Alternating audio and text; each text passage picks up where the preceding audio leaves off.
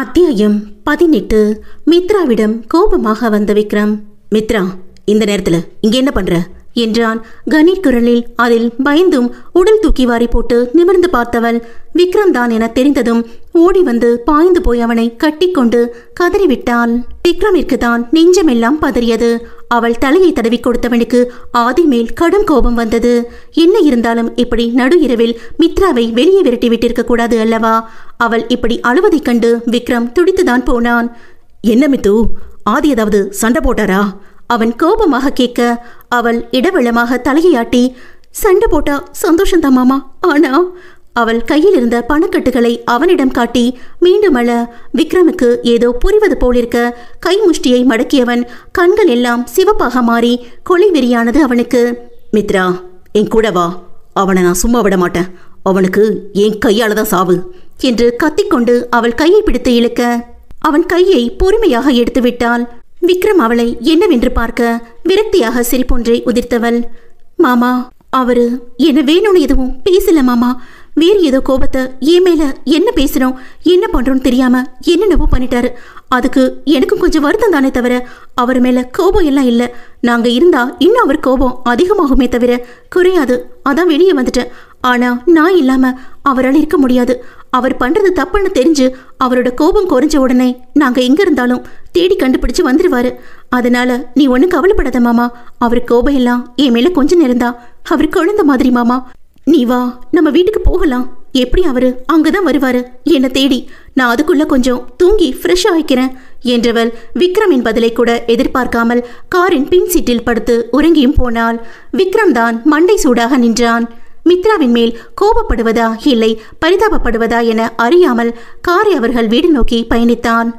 அவர்கள் வீட்டில் கார் நின்றவுடன் மித்ராவை எழுப்பி பார்த்தவன் அவள் நன்றாக உறங்கிக் கொண்டிருக்க மீண்டும் அவளை எழுப்ப மனம் வராமல் அவனே அவளை கையில் தூக்கி கொண்டு சென்றான். மித்ராவின் குடும்பத்தினர் இந்த நேரத்தில் இப்படி அவளை தூக்கி கொண்டு வருவதை பார்த்து பயந்து என்ன ஏது என்று பதற விக்ரம் பாதி உண்மையை மட்டும் சொன்னவன், காலையில ஆதி வந்து மித்ராவை கூட்டிட்டு போயிடுவாரு, யார் எதுக்கும் பயப்பட வேண்டாம் என சொன்னவன் அவளை அவள் அருகில் படுக்க வைத்து போர்த்தி விட்டவன் அவள் வைத்திருந்த பணத்தையும் அவள் அருகில் வைத்து விட்டு சென்றான்.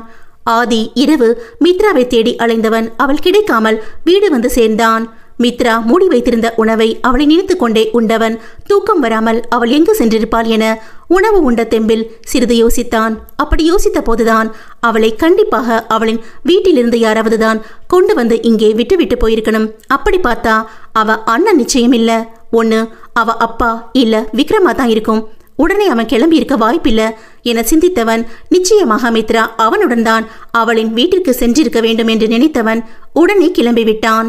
2 மணி நேரத்தை 1 மணி நேரத்திற்குள் மித்ராவின் வீட்டு வாசலில் வந்து இறங்கினான். வேக எட்டுக்களுடன் அவள் வீட்டு கதவை இடி போல் உடைக்காத குறையாக தட்ட ஹாலில் சுபி படித்துக் கொண்டிருந்தவள் இந்த நேரத்துல யாரு என சலித்து கொண்டே கதவை திறக்க ஆதி கண்கள் சிவந்து தலையெல்லாம் களைந்து மேல் சட்டை கசங்கி பார்க்கவே பயங்கரமாக இருந்தவனை பார்த்தவள் பயந்து போய் என்ன வேணும் என்றால் திக்கி திணறி சுபியை உறுத்து பார்த்தவன் அவள் பார்ப்பதற்கு அப்படியே மித்ரா போலவே இருக்க சுபியிடம் கோபத்தை காட்டாமல், ஏ மித்து பேபி எங்க? ஆதி பொறுமையாக கேட்க ஆதி பொறுமையாக கேட்டதே கர்ஜனையாக ஒலிக்க பயந்து போனவள் வாங்க என கதவை சாத்திவிட்டு முன்னால் நடக்க அவளை பின்தொடர்ந்தான். சுபி ஒரு அறையின் முன் நின்றவள், இதுதான் மித்து அக்கா ரூம் என சொன்னவளை மீண்டும் ஒருமுறை பார்த்துவிட்டு உள்ளே சென்றான். சுபியும் பயந்து ஆதி வந்த விஷயத்தை அனைவரிடமும் சொன்னாள். எல்லோருக்கும் ஒரு பக்கம் பயம் இருந்தாலும் இன்னொரு பக்கம் மித்ராவின் மேல் நம்பிக்கை இருந்ததால் அவள் பார்த்து கொள்வாள் என்று அனைவரும் உறங்கி போயினர். மித்ராவின் அறைக்கு வந்தவன் அவளின் அருகில் அமர்ந்து அழகு ஓவியமாய் தூங்கிக் கொண்டிருக்கும் தன்னவளியை பார்த்து கொண்டிருந்தவன் பார்க்க பார்க்க திகட்டவில்லை ஆதிக்கு. அவளின் அருகே அவளை ஒட்டிப்படுத்து உறக்கத்தில் இருப்பவளிடம், மித்து பேபி ஏண்டி என்னை விட்டுட்டு வந்த? நீ இல்லாத இடம் எனக்கு நரகொண்டி. நீ இன்னும் சாப்பிட்ருக்க மாட்டேல்ல? ஆமா, நான் உன்னை பண்ண டார்ச்சர்ல எங்க நீ சாப்பிட்ருக்க போற? பாவண்டி நீ. என்னால் ரொம்ப கஷ்டப்படுற, அது எனக்கும் தெரியுது. ஆனால் கோபம் வந்தா என்னை என்னாலே கண்ட்ரோல் பண்ண முடியலடி. நீ எனக்கு கிடைச்ச தேவதை. உன்னை என்னைக்கும் எந்த சூழ்நிலையிலையும் உன்னை விடாம நல்லபடியா பார்த்துப்பேன் மித்து பேபி என்றவன் அவளை கட்டிக்கொண்டு கண் அயர்ந்தான். காலையில் மித்ரா கண் விழித்து அசைந்ததில் விழித்து கொண்டான். இதற்கு மேல் என்ன நடந்தது என நமக்கு தான் தெரியுமே. இதையெல்லாம் நினைத்து பார்த்த விக்ரம் எது நடந்தாலும் என் மித்துக்குட்டிக்கு நான் துணையா இருப்பேன் என்று உறுதியோடு வேலையை கவனிக்க சென்றான். மயக்கமடைந்தவளை கையில் ஏந்தி கொண்டு அவர்களின் அறைக்கு சென்று படுக்கையில் படுக்க வைத்தவன் அவள் நெற்றியில் முத்தம் வைத்து கீழே இறங்கி வந்து அங்கிருக்கும் வேலையாட்களை வீடே அதிரும் அளவு கத்தி அழைத்தவன் சோஃபாவில் கால் மேல் கால் போட்டு மிடுக்காக அமர்ந்தான். அவன் கத்திய அளவே அவனின் கோபத்தை காட்ட அனைத்து வேலையாட்களும் அடித்து பிடித்து ஓடி வந்து அவன் முன்பு ஆஜராகினர். அனைவரையும் ஒவ்வொருவராக ஒரு முடிவோடு ஆழப்பார்வை பார்த்து கொண்டு வந்தவன், இங்க நீங்க யாரும் இனிமே வேலைக்கு வரக்கூடாது, கிளம்புங்க என்றான் அழுத்தமாக. போய்தான் ஆக வேண்டும் என்ற ஆளுமை அதில் அப்பட்டமாக தெரிய மறுபேச்சின்றி வேலையாட்கள் அனைவரும் ஒருவித கலக்கத்துடன் வெளியேறினார்கள். அவர்கள் சென்ற அடுத்த நிமிடம் ஒரு சில நபர்கள் உள்ளே வந்து ஆதி முன் கை கட்டி நின்றனர். அவர்களை பார்த்தவன், உங்களுக்கே தெரியும் நீங்க எல்லாம் எதுக்கு இங்க வந்திருக்கீங்கன்னு. நீங்க எனக்கு உண்மையா இருக்கிற வரைக்கும் தான் உங்களுக்கு நல்லது. ஏன்னா துரோகம், பசி, பட்டினி, பணத்தேவை, இதனால நீங்களும் பாதிக்கப்பட்டவங்க தான். அதனால தான் உங்களை மாதிரி வாழ்க்கையில கஷ்டத்தை மட்டுமே அனுபவிச்சு உங்களை வேலைக்கு எடுத்தேன். புரிஞ்சு நடந்துப்பீங்கன்னு நினைக்கிறேன். ஆளுமை நிறைந்த குரலில் அவன் சொல்ல அவர்களும், ஐயா தப்பி தவறி கூட உங்களுக்கு நாங்க எந்த விதத்திலையும் துரோகம் நினைக்க மாட்டோம் ஐயா. நீங்க எங்களை தாராளமா நம்பலாங்க ஐயா. எங்க கஷ்டத்தை புரிஞ்சு தானா எங்களை தேடி வந்து வேலை கொடுத்த சாமி நீங்க என்றனர். ஓகே, ஆல்ரைட், உங்கள யாருக்கு நல்லா சமைக்க தெரியும் என்றான் கம்பீரமான குரலில். 2 பெண்கள் முன் வந்து, ஐயா நாங்க நல்லா சமைப்போம் ஐயா என்றனர். ஓகே, நீங்க போய் இப்போ என் பொண்டாட்டிக்கு உங்களுக்கு தெரிஞ்ச நல்ல டிஷ்ஷா ரெடி பண்ணுங்க. இன்னும் 1/2 மணி நேரத்தில் முடிக்கணும். காட் இட், போங்க என கண் காட்ட அவ்விரு பெண்களும் சென்றனர் சமையலறை நோக்கி. மீதி இருக்கும் அனைவரையும் பார்த்தவன், உங்க எல்லாருக்கும் என் மனைவி வந்து என்னென்ன வேலைன்னு சொல்லுவா, சோ நீங்க இப்ப போகலாம் என்றவன் அவன் அறை நோக்கி சென்றான். ஆதி மித்ராவை திருமணம் செய்து அவன் வீட்டிற்கு கூட்டு வரும்போதே ஏற்கனவே அவன் வீட்டில் வேலை செய்கிறேன் என்ற பெயரில் ஓப்பியடித்து சொகுசாக இருக்கும் இவர்கள் அனைவரையும் துரத்திவிட முடிவு செய்துவிட்டான். அவன் நினைத்தால் அவர்களை உண்டு இல்லை என்று ஆக்கி விடுவான் தான். இருந்தும் இவர்கள் வெறும் அம்பு, இவர்களை வதைத்தால் ஒன்றும் ஆகிவிடாது என்று தெரிந்தவன் போனா போகுது என்று விட்டுவிட்டான். மேலும் அவர்களை கவனித்துக் கொண்டுதான் இருந்தான். மித்ரா வந்தவுடன் அவள் சமைத்த சாப்பாட்டை சாப்பிட்டு பார்த்தவன் முழுவதுமாக புரிந்து கொண்டான் இவர்களை பற்றி. இத்தனை நாளும் சாப்பாடு என்னும் பேரில் அவன் சாப்பிட்டது அனைத்தும் கெட்டு போனதும் உப்பு சப்பு காரம் இல்லாத மிச்ச மீதி என்றும், அதன் பிறகு இத்தனை நாளும் நல்ல விசுவாசமான மனிதர்களையும் மனித உறவில் இருக்கும் சாத்தான்களால் துரோகத்தில் மூழ்கி மனமுடைந்தவர்களை தேடி பிடிக்க சொல்லி ராகுலிடம் வேலைகளை ஒப்படைத்தான். ராகுலுக்கு இத்தனை நாட்கள் ஆனது இவர்களை தேட. இன்று அனைவரையும் வேலைக்கும் சேர்த்து விட்டான். அறைக்கு வந்தவன் மயக்கத்தில் துயில் கொண்டிருந்த மித்ராவின் முகத்தில் தண்ணீர் தெளித்து, மித்து பேபி என்க ஆதியை பார்த்து பேந்த பேந்த விழித்தாள். ஏய், ஏண்டி இப்படி பார்த்து மனுஷனை டெம்ப் பண்ற? 3 நாள் ஆச்சுடி. இப்படி ஒரு தேவதையை பக்கத்துல வச்சுட்டு சும்மா இருனா என்னடி அர்த்தம்? முடியலடி இறுக்கமாக சொல்ல அவனை முறைக்க மட்டுமே முடிந்தது அவளால். நீ நேத்துல இருந்து சாப்பிடல மித்து பேபி, போய் ஃப்ரெஷ் ஆயிட்டு வா, நாம சாப்பிடலாம். பாரு எப்படி வீக் ஆயிட்ட, நல்லா சாப்பிட்டாதானே ஐயா கூட ஆல் டைம் ரொமான்ஸ் பண்ண முடியும் என்றவனை மீண்டும் முறைத்தவள். மூஞ்ச பாரு, எங்கேயாவது நீங்க செய்யற வேலைக்கும் பேசுற பேச்சுக்கும் சம்மந்தம் இருக்கா?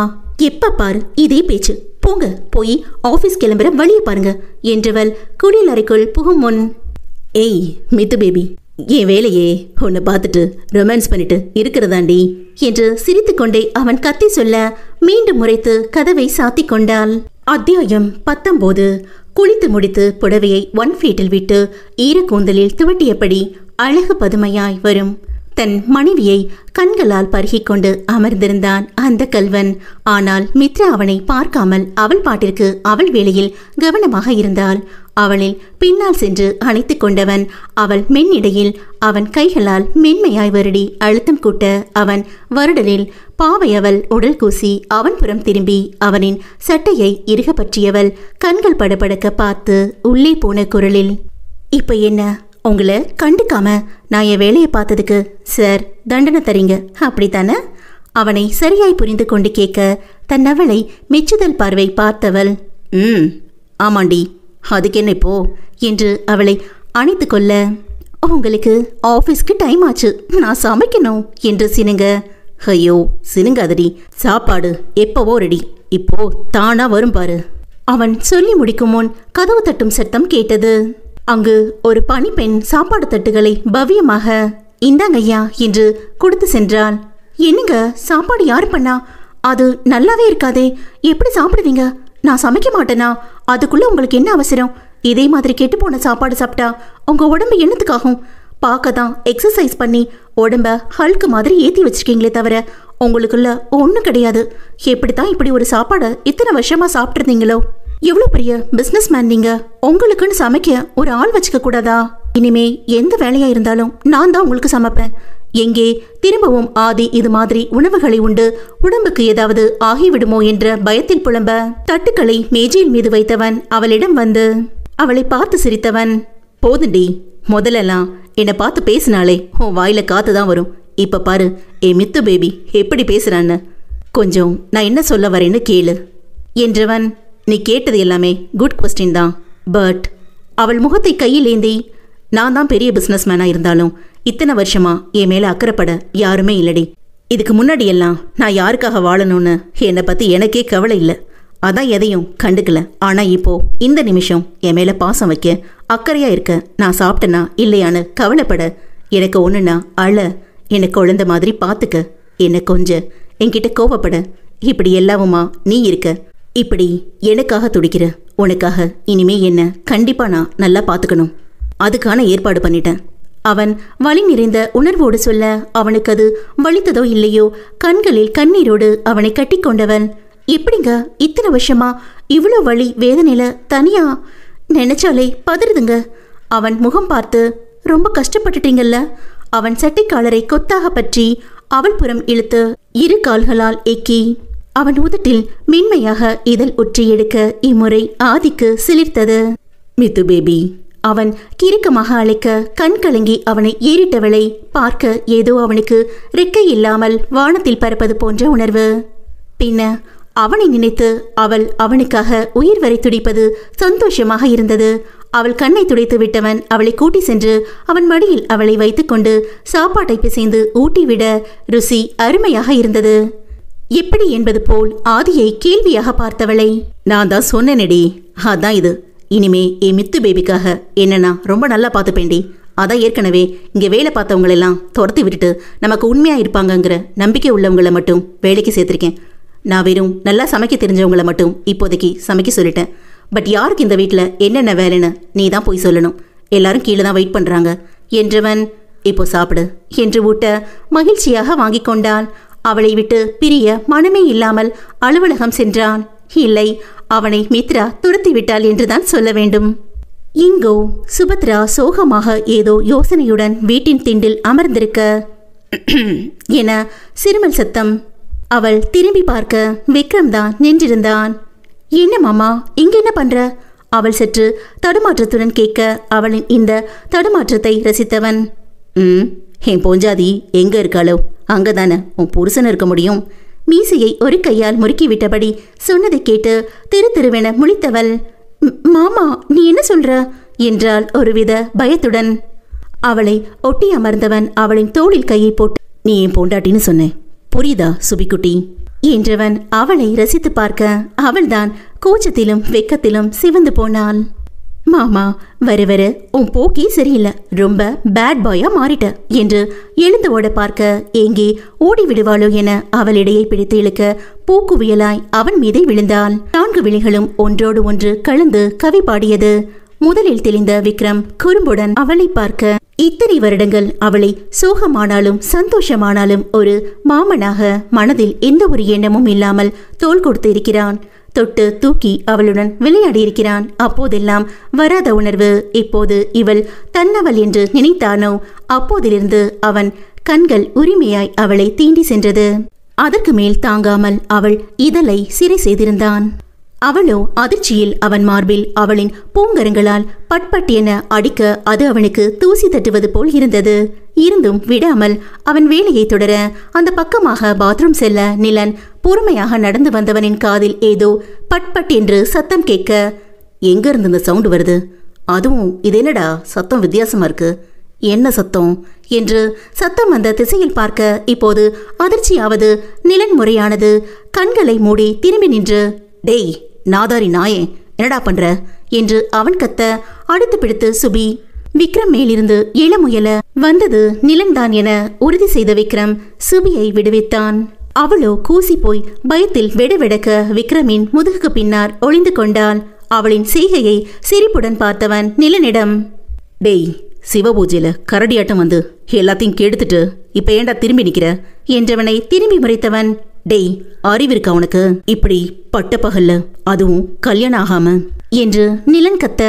விக்ரமோ, அட யாரடா இவன், அதான் தெரியுதுல கல்யாணம் ஆகலைன்னு. அப்ப நீதாண்டா ஒரு நல்ல அண்ணனா எங்க 2 பேத்துக்கும் கல்யாணத்தை பண்ணி வைக்கணும். அதை விட்டுட்டு போடா, போய் வந்த வேலையை பாரு என சொல்லியவன் மறக்காமல் சுபியை இழுத்து கொண்டே அவன் அறைக்கு சென்றான். நிலனும் சிரித்தவன், முதல்ல இந்த நாய்க்கு கல்யாணத்தை பண்ணணும் புலம்பிக் கொண்டே எந்த வேலைக்கு வந்தானோ அதை தொடங்க சென்றான். அறைக்குள் சுபியை கூட்டி வந்த விக்ரம் அவளை அவன் அருகில் அமர வைத்து கண் எடுக்காமல் பார்த்து கொண்டே இருக்க சுபிக்கு தான் அவனை நிமிர்ந்து பார்க்க முடியாத அளவு வெக்கம் பிடுங்கி தின்றது. அவள் முகத்தை நிமிர்த்தி அவனை பார்க்க செய்ய அவனை எதிர்கொள்ள முடியாமல் தவித்தாள் பேதை. விக்ரமுக்கு அவளின் இந்த வெக்கம் எல்லாம் புதிது. அதனையும் ரசித்து கொண்டே, சுபிக்குட்டி, ஓ மாமன் தானே, என்கிட்ட போய் இப்படி வெக்கப்படுற. இருந்தாலும் இந்த வெக்கம் எனக்கானது, அதனால எனக்கு ரொம்ப பிடிச்சிருக்கு. அவளை நெருங்க அவன் நெஞ்சில் கை வைத்து தள்ளி விட்டவள், போ மாமா, நீ அண்ணன் கிட்ட போய் இப்படி எல்லாம் பேசிட்டு வந்திருக்க. அண்ணன் என்ன நினைக்கும்? அதுவும் அண்ணன் முன்னாடி போய் முத்தமெல்லாம் நான் எப்படி அண்ணன் முகத்துல முழிப்பேன்? கவலையாக சுபி சொல்ல அவளின் கையை எடுத்து அவன் கைக்குள் பொத்தி கொண்டவன், சுபி, அவன் ஒன்னும் நினைக்க மாட்டான்டி. நமக்கு சீக்கிரமே கல்யாணத்துக்கு ஏற்பாடு பண்ணுவான். அப்புறம் என்னாலையும் உன்னை முன்ன மாதிரி பார்க்க முடியல என்று அவன் கண்களால் அளந்து கொண்டே சொல்ல அவனை பார்க்க முடியாமல் விட்டால் போதும் என்று ஓடிவிட்டாள் பாவை அவள். அத்தியாயம் 20. ஆதி அலுவலகம் போக மாட்டேன் என LKG பையன் போல் அவளிடம் அடம் பிடிக்க அவனை கெஞ்சி கொஞ்சி மிரட்டி பார்த்து ஒன்றும் வேலைக்காகவில்லை அவளிடம். கடைசியாக அவளுக்கு ஒரு யோசனை வர அதை அவன் காதில் சொல்லவும் அவளை கட்டி அணைத்து சந்தோஷமாக அலுவலகத்துக்கு சென்றான். அவளும் சிரித்த முகமாக அவனை வழி அனுப்பி வைத்தாள். ஆதி அலுவலகம் சென்ற பிறகு வேலையாட்களுக்கு என்னென்ன வேலை என்று பிரித்து விட்டாள். பணியாட்கள் அனைவருக்கும் மித்ராவை ரொம்பவே பிடித்துவிட்டது. மித்ராவும் சில வேலைகளை செய்து கொண்டிருந்தாள். கொஞ்சம் இளவயது பெண் ஒருத்தி, வயது 35 இருக்கலாம். கௌதம் அறைக்கு சாப்பாடு எடுத்து சென்று கௌதம் இருக்கும் அறைக்கதவை தட்ட கௌதம் உள்ளே வர அனுமதி கொடுக்கவும் அந்த பெண்ணும் உள்ளே சென்று மேஜை மீது சாப்பாட்டை வைக்க புதிதாக வந்த பணிப்பெண்ணை பார்த்த கௌதம், யாரு நீ என்றார். ஐயா, சின்னையாதான் வேலைக்கு ஆளு வேணும்னு கூட்டி வந்தாருங்கய்யா. அந்த பெண் பவ்யமாக சொல்ல பல்லை கடித்த கௌதம், டே ஆதி, இப்பெல்லாம் என் வழியில குறுக்க வர்றதே உன் வேலையா போச்சுல்ல? என்ன அந்த லோக்கல சிரிக்குக்காக அடிச்சு என் காலை உடைச்சது மட்டும் இல்லாம நான் வேலைக்கு வச்ச ஆளுங்களையே தூக்கிட்டல, இருக்குடா உனக்கு என்று மனதிற்குள் நினைத்தவர் அந்த பெண்ணிடம், நான் பாத்ரூம் போகணும், கதவை தாள் போடு என்றார். அவளும் யோசிக்காமல் தாளிட்டு வந்ததும் அவரை எழுப்பி அமர வைக்க சொல்ல அந்த பெண்ணும் பெரிய மனிதர் தானே என்ற எண்ணத்தில் அவருக்கு உதவி செய்ய அங்கே அவரின் ஆட்டத்தை தொடங்கிவிட்டார். பெரிய மனிதன் என்ற முகமூடி போட்டிருக்கும் அரக்கன். அந்த அறை சவுண்ட் ப்ரூஃப் என்பதால் அந்த அறையில் நடக்கும் எதுவும் யாருக்கும் கேட்காது. அந்த பெண்ணை கட்டிலில் தள்ள, சார் என்ன பண்றீங்க நீங்க என்று அலற, என்ன பண்ணுவாங்கன்னு உனக்கு தெரியாதா என்று சொன்னவன் கொடூரமாக சிரிக்க, சார் ப்ளீஸ் சார், நான் உங்க மக வயசுல இருக்கிற பொண்ணு சார், நீங்க நினைக்கிற மாதிரி இல்ல, எனக்கு 2 பிள்ளைங்க இருக்கு, விட்டுருங்க சார் என்று அழுது கொண்டே அந்த பெண் கெஞ்ச, ஓ நீ 2 பிள்ளைக்கு அம்மாவா? பாருடா, பார்த்தா அப்படியே சின்ன பொண்ணு மாதிரி இருக்கியே, நீ அட்ஜஸ்ட் பண்ணா எவ்வளோ பணம் வேணாலும் தரேன் என்று அசிங்கமாக பேசி அந்த பெண் மேல் வக்கர புத்தியோடு படர்ந்தான் அந்த வயதான அரக்கன். அந்த பெண் அழுது துடித்து போய் அவனிடம் மன்றாட அவன் இங்கு அதையெல்லாம் காதில் கேட்டால் தானே. யோசனை வந்தவளாக ஆதி உடைத்த அவனின் காலில் அவள் காலை வைத்து எட்டி ஒரு உதைவிட வழியில் அந்த பெண் மேல் இருந்து விலக இதுதான் வாய்ப்பென கதவை திறந்து கொண்டு ஓடிவிட்டாள். கௌதமிற்கு ஏமாற்றமாக பல்லை கடித்து கொண்டார். மித்ரா அவள் அறையில் ஆதியின் துணிகளை மடித்து கொண்டிருக்க கதவு வேகமாக தட்டவும், கதவு திறந்துதான் இருக்கு, உள்ள வாங்க என்று குரல் கொடுத்தாள் மித்ரா. கௌதமிடம் சிக்கி தவித்த அந்த பெண் அழுது கொண்டே வந்து நின்றாள். அந்த பெண்ணை திரும்பி பார்த்த மித்ரா பதறி போய், வசந்தி அக்கா, என்னாச்சு உங்களுக்கு? நல்லா தானே இருந்தீங்க? எனக்கா உங்க மேல எல்லாம் காயமா இருக்கு, ஏன் தலையெல்லாம் கழிஞ்சு புடவை கிழிஞ்சிருக்கு, என்னாச்சு என்று கேட்க மித்ரா கேட்டவுடன் வசந்தி என்ற பெண் கதறி எழுதாள். அவள் அழுவதை பார்த்த மித்ராவுக்கு என்னவோ போல் ஆகியது. பரிவுடன் அந்த பெண்ணை அணைத்து முதுகை வருடி கொடுக்க கொஞ்சம் ஆசுவாசம் அடைந்தவள் கௌதம் அறையில் நடந்தது அனைத்தையும் ஒன்று விடாமல் சொல்ல மித்ராவுக்கே அந்த கௌதமை கொல்லும் வெறியானது. அக்கா, உங்களுக்கு நடந்தது பெரிய பாவம்தான், நான் இல்லைங்கள, அதுக்காக நான் உங்ககிட்ட மன்னிப்பு கேட்டுக்கிறேன்க்கா என்று மித்ரா மன்னிப்பு கேட்க, ஐயோ என்னம்மா நீங்க போய் என்கிட்ட மன்னிப்பு கேட்டுக்கிட்டு, எனக்கு சின்னையாவை பத்தி நல்லாவே தெரியுமா, சொக்க தங்கம், ஆனா அவர் அப்பா இப்படி நடந்துக்குவாருன்னு தெரியாம போச்சுமா என்க. நீங்க கவலைப்படாதீங்கக்கா, நான் என் வீட்டுக்கார்ட்ட சொல்லி அந்த ஆளை ஒரு வழி பண்ண சொல்றேன். இனிமே இதை பத்தி நினைச்சு நீங்க வருத்தப்பட்டா உங்க குழந்தைங்க தான்க்கா பாதிக்கப்படுவாங்க. இந்த சின்ன வயசுலயே குழந்தைங்கள தனி மனுஷியா தைரியமா பாத்துக்கிற உங்களை மாதிரி பெண்களுக்கு மன தைரியம் தான் முக்கியம். இது மாதிரி நாலு திருநாய்ங்க வக்ர புத்தியோட தான் பாப்பாங்க. இனிமே நீங்க இன்னும் தைரியமா இருக்கணும், சரியா என்றவள். இருங்க, உங்களுக்கு மாத்திக்க புடவை தரேன், நீங்க போய் ரெஸ்ட் எடுங்க. ஆதி மீது வைத்திருக்கும் நன்மதிப்பால் இன்று பழகினாலும் மித்ரா மீது ஒரு மரியாதை வர அந்த பெண் சரி என்று சொல்லி சென்று விட்டாள். அந்த பெண் சென்றதும் கோபம் தாழாமல் நேராக கௌதம் அறை கதவை படார் என்று வேகமாக திறந்து உள்ளே சென்றவள் கௌதமை உக்கிரமாக முறைத்தாள். அதுவரை கால் வழியில் முணங்கிக் கொண்டும் அந்த பெண்ணை விட்டுவிட்ட அதிருப்தியிலும் கண்மூடி படுத்திருந்த கௌதம் மித்ராவை பார்த்து சற்று உதறல் எடுத்தாலும் அதை மறைத்து கொண்டு, என்னடி இந்த வேலைக்கார நாயி உன்கிட்ட வந்து பத்த வச்சிட்டாளா என்று எக்காலமாக கேட்க, ச்சே, உனக்கெல்லாம் கொஞ்சம் கூட மனசாட்சி இல்ல.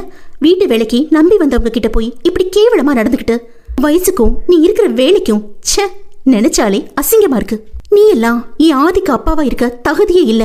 அவர் வரட்டும், உன்னை உண்டு இல்லைன்னு ஆக்க சொல்றேன்.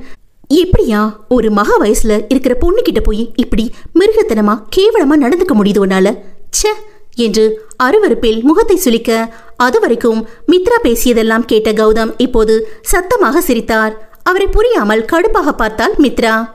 யோ நிறுத்தியா, எதுக்கு இப்படி பைத்திய மாதிரி சிரிக்கிற என்று சீர அவளை ஏளனமாக பார்த்து, பெரிய பணக்கார வீட்டு பையனை பார்த்து அவனை வளைச்சு போட்டு அவன் கூட இருந்தமா கத்த கத்தையா காசை கறந்தமான்னு போறதை விட்டுட்டு அவனை கல்யாணங்கிற பேர்ல ஒரு மஞ்சக்கயிறை கட்டி உள்ள வந்துட்டா உனக்கு இந்த வீட்டு எஜமானின்னு நினைப்பாயிடுமா? என் கனவை கழிச்சு ஒண்ணுமில்லாத நீ என் வீட்டுக்குள்ள வந்து ஆட்டமா போடுற, உன்னை விட மாட்டேன். ஆதியை உன்கிட்ட இருந்து பிரிச்சு உன் வாழ்க்கையை நான் நிச்சயமா நாசம் பண்ண வேண்டி. என்ன கேட்ட? அசிங்கமா நடந்துக்கிட்டேனா? ஏன் சொல்ல மாட்டேன்? நான் வேலைக்கு வச்ச ஆளுங்களை துரத்தி விட்டா நான் என்ன பண்ணுவேன் சொல்லு? நீ ஒரு எக்ஸ் மினிஸ்டர் கிட்ட பேசுற, என்னை பார்த்தாலே பயந்து ஓடுவாங்க. ஆனா நீ என்னை மரியாதை இல்லாம ஏன் முன்னாடி நின்று தைரியமா பேசுற? எல்லாம் அந்த ஆதி கொடுத்த இடம் தானே.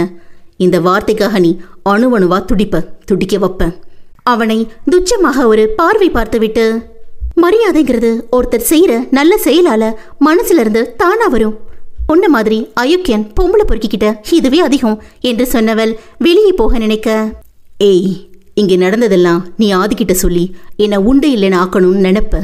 அது நினைப்பா மட்டும் வச்சுக்கோ. மீறி அவன்கிட்ட சொன்ன ஒன்றும் பண்ண மாட்டேன். உன் புருஷன் ஆதிய ஒரு லாரியோ இல்லை பஸ்ஸோ வச்சு மொத்தமாக தூக்கிடுவேன். ஞாபகம் வச்சுக்கோ. அதுக்குள்ள நீ அவன்கிட்ட சொல்லி ஏதாவது பிளான் பண்ணாலும் இல்லை நான் அதுக்குள்ள ஆதி கையால் செத்தே போனாலும் கண்டிப்பாக ஆதி செத்துடுவான். அந்த மாதிரி நான் ஆள் செட் பண்ணி தான் வச்சிருக்கேன் என மனசாட்சி இல்லாமல் சொல்லி, இப்ப போ என்றான் எள்ளலாக.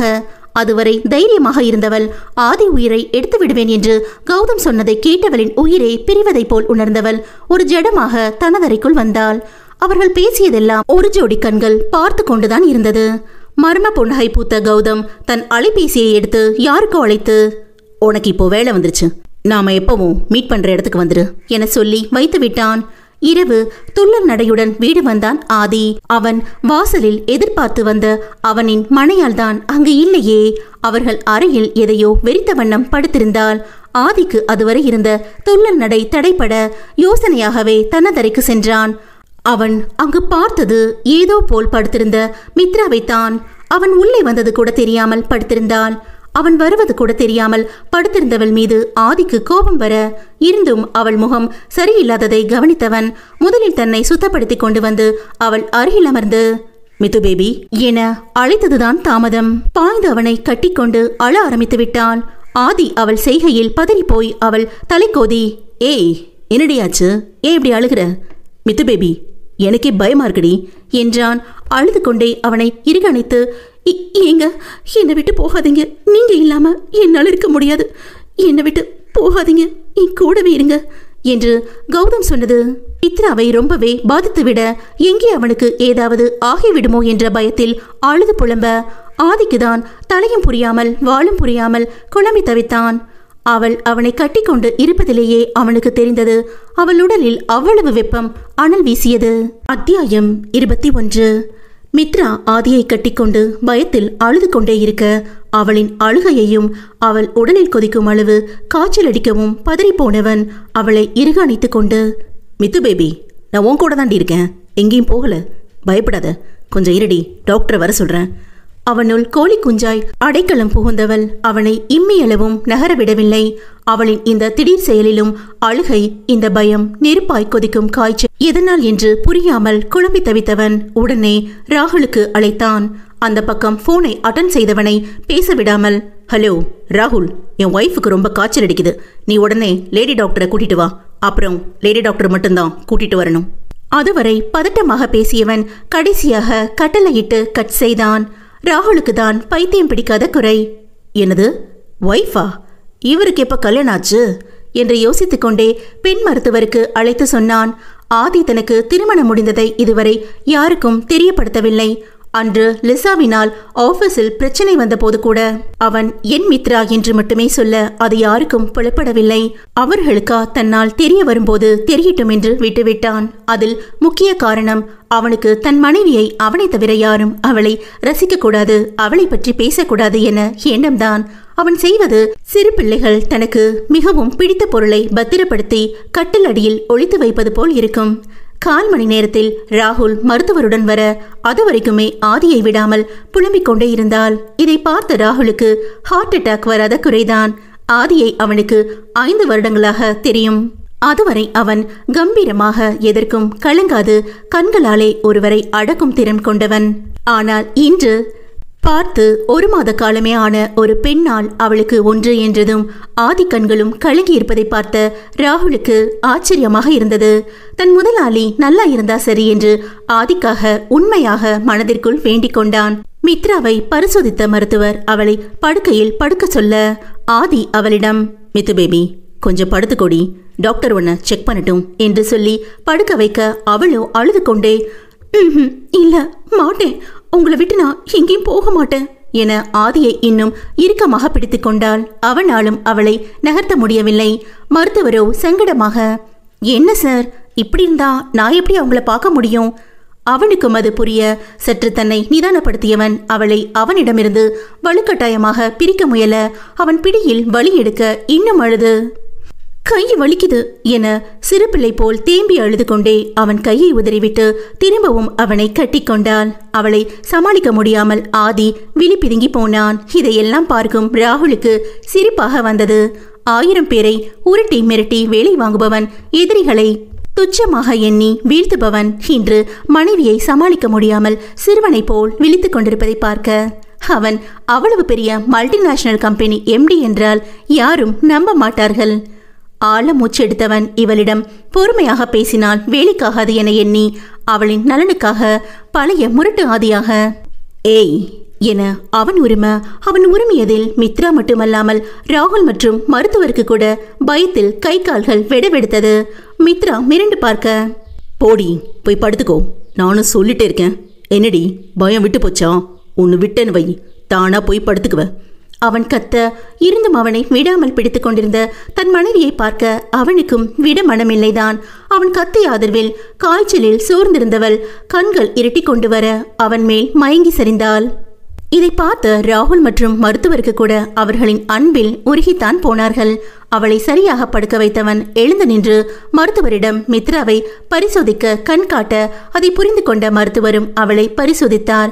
அவளை பரிசோதித்து ஒரு ஊசியை அவளின் கையில் போட்டவர் ஆதியிடம், சார், அவங்களுக்கு ஹெவி ஃபீவர், கொஞ்சம் விட்டிருந்தா ஃபிட்ஸ் கூட வர வாய்ப்பு இருந்தது, but don't worry, she is fine now. நான் இப்போ இன்ஜெக்ஷன் போட்டுட்டேன், கொஞ்சம் அவங்க ரெஸ்ட் எடுக்கட்டும். ஏதோ அவங்க ரொம்ப டிப்ரெஷனில் இருந்திருக்காங்க, அதான் இந்த அளவுக்கு காய்ச்சல் வந்திருக்கு. நான் கொடுத்த டேப்லெட்டை கரெக்ட் டைமுக்கு சாப்பிட வச்சு கொடுங்க. சரியாயிடுவாங்க என்றவர் வரேன் சார் என்று கூறிக்கொண்டு கிளம்பினார். ராகுலும் ஆதியிடம் சொல்லி சென்றவுடன் ஒரு பணிப்பெண்ணிடம் கஞ்சி வைக்க சொல்லிவிட்டு வந்து மித்ராவின் அருகில் அவளை இறுக அணைத்து படுத்தவன் அவள் நெற்றியில் முத்தமிட்டு, மித்து பேபி, சாரிடி, நான் வேணும்னே உன்னை திட்டல. எப்படி உனக்கு திடீர்னு இப்படியாச்சு? காலையில கூட சிரிச்சுக்கிட்டு சந்தோஷமா தானே என்ன ஆஃபீஸ்க்கு அனுப்புன. அப்புறம் எப்படி? கண்டிப்பா நான் இல்லாதப்ப ஏதோ நடந்திருக்கு, அதனால தான் உனக்கு இப்படி ஆயிருக்கு. நீ ஏதோ என்கிட்ட இருந்து மறைக்கிறடி, அதை சீக்கிரம் நானே கண்டுபிடிக்கிறேன் என்று நினைத்து கொண்டிருந்தான். ஆனா ஒன்னுடி, இத்தனை நாள் நான் பார்த்த என் மித்து பேபிக்கும் இன்னைக்கு நீ பண்ற அலப்பறைக்கும் சம்பந்தமே இல்லையே. என்னை குழந்தை மாதிரி பிஹேவ் பண்றேன்னு சொல்லிட்டு இன்னைக்கு நீதான் முழு குழந்தையா என் மேல இருந்த என அவள் சிவந்திருந்த மூக்கை வலிக்காமல் கடித்து வைத்தான். 1 மணி நேரம் கடக்க மெல்ல அவள் பூவிழிகளை திறந்தாள். தன்னை அணைத்த வாக்கில் தன்னையே பார்த்து கொண்டிருக்கும் தன் கணவனை பார்த்தவள் விழிவிரித்து, ஏங்க எப்போ வந்தீங்க? நான் நல்லா தூங்கிட்டேனா? என்னை எழுப்பியிருக்கலாம்ல. அவள் பேச முடியாமல் பொறுமையாக பேச அதுவரை அவள் பேசியதை கேட்டவன் அவளின் உடல்நிலை கருதி மென்மையாக கன்னத்தில் முத்தமிட்டு, வேண்டுதல்டி, உன்னை எழுப்பாம தூங்குற முகத்தையே பார்த்துட்டு இருக்கணும்னு. அப்படி என்ன தூக்கம்? புருஷன் வந்தது கூட தெரியாம என்றவன் அவள் தலையை மென்மையாக தடவிவிட அப்போதுதான் அவளுக்கு கௌதம் பேசியது பயத்தில் மருத்துவர் வந்தும் ஆதியை கட்டிக்கொண்டு புலம்பியது எல்லாம் நினைவுக்கு வந்தது. அதை புரிந்து கொண்ட ஆதி, என்னடி முடியலையா? அவன் முகத்திலும் சோகம் இலையோட வினவ கண் திறந்து பார்த்தவள் ஆம் என தலையாட்டி எழ முயல, ஏய் அதான் முடியல, இப்ப எங்கடி போற? ஆதி கத்த அவனை பாவமாக பார்த்தவள் ரெஸ்ட் ரூம் போனும் என்றாள். அவள் எழ முயல அவள் நிற்க முடியாமல் தடுமாறுவதை உணர்ந்து வேகமாக வந்து அவளை கையில் அள்ளிக்கொண்டான். அவளை பார்த்தபடி நடந்தவன், ரொம்ப வாய் பேசுற, இருக்குடி உனக்கு என்று குளியல் அறையில் அவளை இறக்கிவிட்டவன், இப்ப போய் ஃப்ரெஷ் ஆயிட்டு வா, சரியாகட்டும், அப்புறம் ஏன் ஸ்டைல்ல தண்டனை கொடுத்துக்கிறேன் என்றதும் அந்த ஜுரத்திலும் அவள் முகம் அந்திவானமாய் சிவந்து போனது. இப்படியே மேலும் 2 நாட்கள் மித்ராவை சாப்பாடு ஊட்டிவிட்டு மாத்திரையை வேளா வேலைக்கு போட வைத்து சலிக்காமல் அவள் கேட்கும் போதெல்லாம் பாத்ரூம் அழைத்து சென்று மேலுக்கு துடைத்துவிட்டு கால் பிடித்துவிட்டு அந்த நிலையிலும் அவளை சீண்டிக் கொண்டும் அவளின் கால் தரையில் படாமல் கண்ணும் கருத்துமாய் ஒரு சின்ன முகசுளிப்பு இல்லாமல் கையில் தாங்கினான்.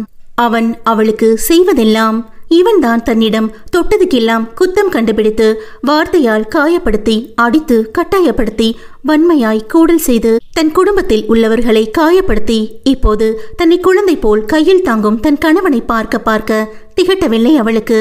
தனக்காக அலுவலக வேலைகளை கூட ராகுலிடம் விட்டு தன்னை பார்த்து கொள்ளும் தன்னவனுக்காக என்ன செய்தாலும் ஈடாகாது என்று நினைத்தவள் இப்போது நன்கு உடல் தேறிவிட்டாள் ஆதியின் கவனிப்பில்.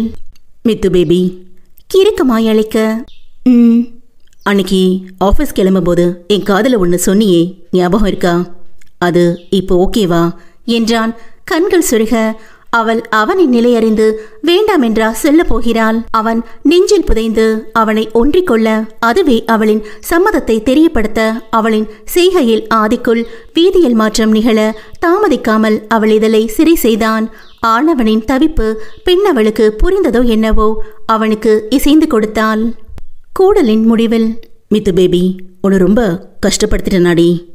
அவளின் சோர்ந்த முகத்தை பார்த்து கேட்க அவனை நிமிர்ந்து பார்த்தவள் அவன் நெற்றியில் முத்தம் வைத்து, செய்யறதையும் செஞ்சுட்டு பேச்ச பாரு. பாவமாக முகத்தை வைத்து கொண்டவன், நான் என்னடி பண்ணட்டும்? உன்னை எத்தனை நாள் பக்கத்துல வச்சுக்கிட்டு நான் பட்ட பாடு எனக்கு தாண்டி தெரியும். உன்கிட்ட வந்தா இந்த பொறுமையெல்லாம் எனக்கு வரமாட்டேங்குது. அதை கேட்டு அவனை முகச்சிவப்போடு முறைத்தவள் மீண்டும் அவன் நெஞ்சில் தலை வைத்து, இருந்தாலும் உங்களோட இந்த முரட்டுத்தனம்தான் எனக்கு ரொம்ப பிடிச்சிருக்கு வெக்கத்தோடு சொன்னவளை அணைத்து கொண்டான் முரட்டு கல்வன்.